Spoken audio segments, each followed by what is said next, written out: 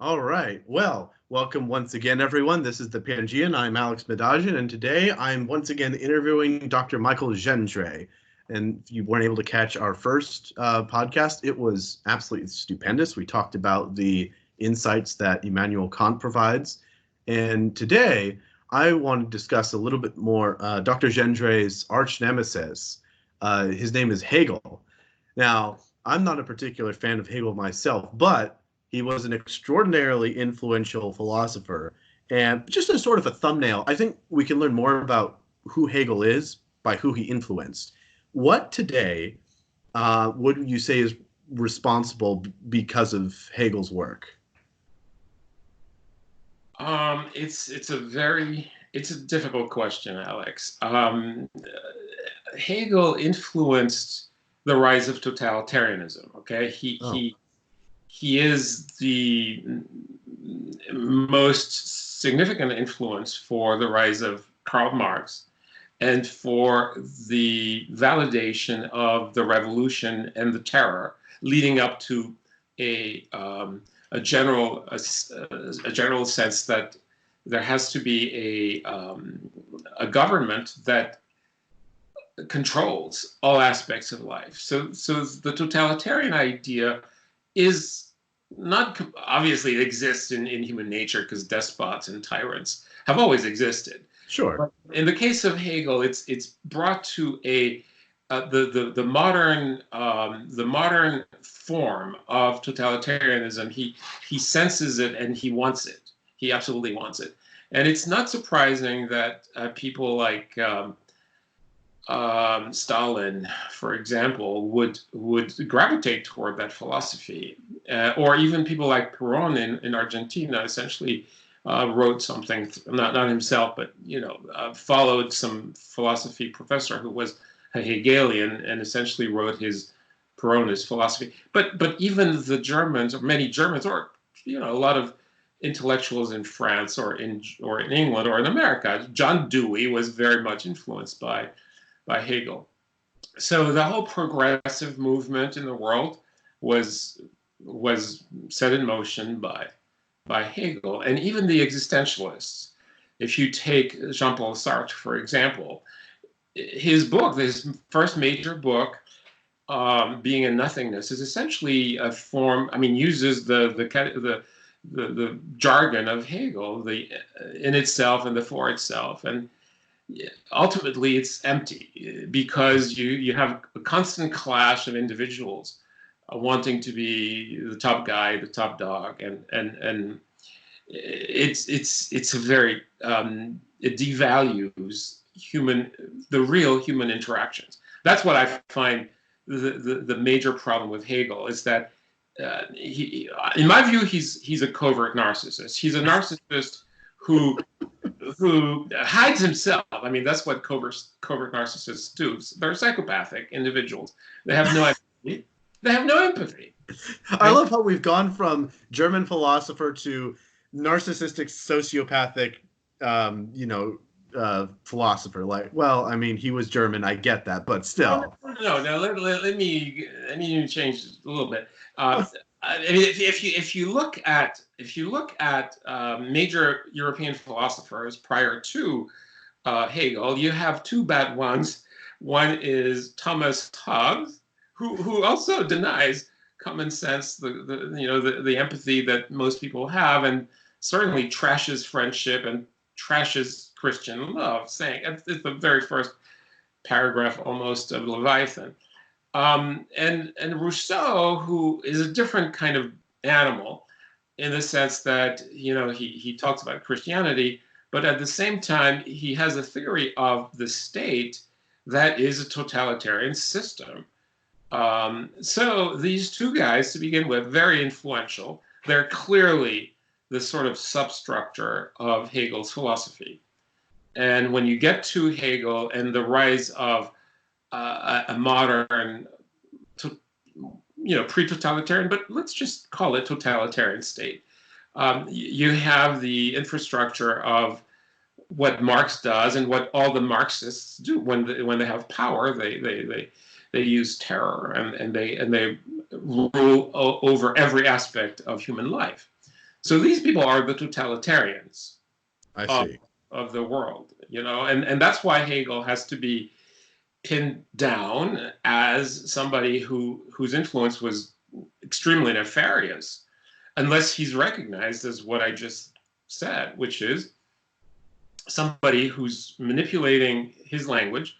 And people like Schopenhauer, for example, who oppose, you have two major German, or no, he's German, Schopenhauer. But then the other one is Kierkegaard, who is not a German, but still studied in Berlin and sort of knew Hegel. They absolutely had a total loathing for Hegel. No, honestly, it's like they knew the guy was just writing nonsense. They kind of said it. Oh, wow. Yeah. So if I'm on the street and I encounter a wannabe philosopher that's going on and on about praising Hegel, but they're, a decent chap, they're not totalitarians, and they haven't quite gotten there, but they're accepting a lot of Hegel's initial premises. What exactly do you recommend I say to them that they may not be aware of? They may, very much turn them away from the gospel of Hegel, so to say.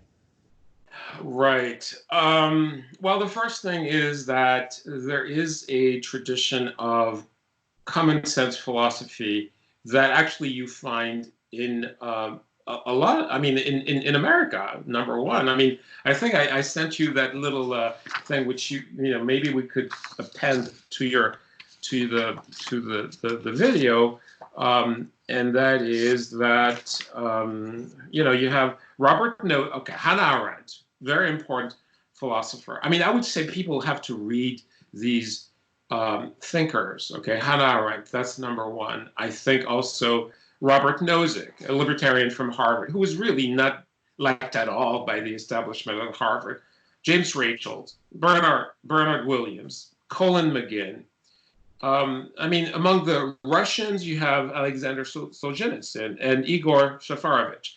I think there are a lot of things. I mean, this is just a limited list of people who ultimately give the lie to Hegel. Hegel views the world history as being accomplished with him. So everything is a lead up to Hegel. And then after Hegel, I mean, with Hegel, you have the end of history. So he literally believes he was the end of history. He believes he is, he wants people to believe that he's the end of history. And that with him, you have absolute knowledge. So I mean, these are absolute theses of his crazy system. Yeah, really. Well, that's a good place to start. So you talked earlier about Immanuel Kant and how he encouraged that we need to hope for certain things and that we are indeed free. You talked a little bit about that, and it sounds like with Hegel, it's the exact opposite. That the best thing you can hope for is Hegel himself, and that you're not free. Is that a fair comparison, or am I generalizing?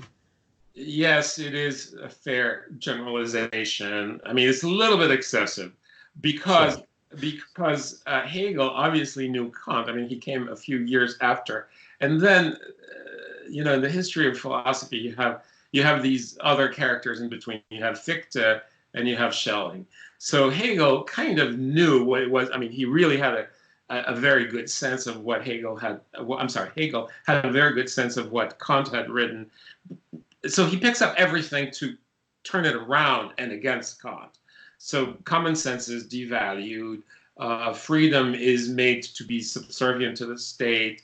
There is no there is no effort of growth and human respect for oneself and for others, unless again it goes to implement the idea of the state, and essentially people are ruled by the state. And then there is a sort of mandatory sort of education, which of course is a Hegelian the Hegelian system with all its aspects being taught to the students. So back to your question, what is it that in Hegel explains anything? It's just a fascination for somebody who claims to have reached absolute knowledge, and that triggers the mind, because as you get along with the reading of Hegel, you obviously realize that it's just, you know, constant churning of ideas, and ultimately you cannot get out of it.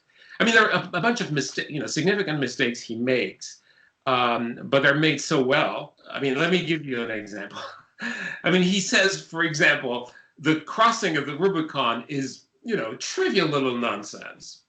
So the time at which Caesar crosses the Rubicon essentially cancels the Republic, you know, trashes the Republic and forms an empire.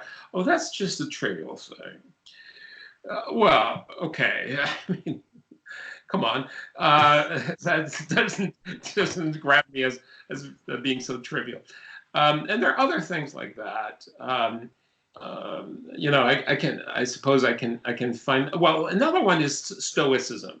Now, the Stoic philosophy was not well liked by some Christians, for sure, but I don't think they would have ever thought that being immune to the tyranny of, say, Nero, or being empowered by the thoughts of Epictetus or the discourses of Marcus Aurelius, that was a form of the unhappy consciousness. I mean, this is the view of Hegel on Stoicism, that it is a form of the unhappy consciousness. So he's completely off mark on that one. But once he throws that in, then you know, it's very hard to recover from that. But that's intentional.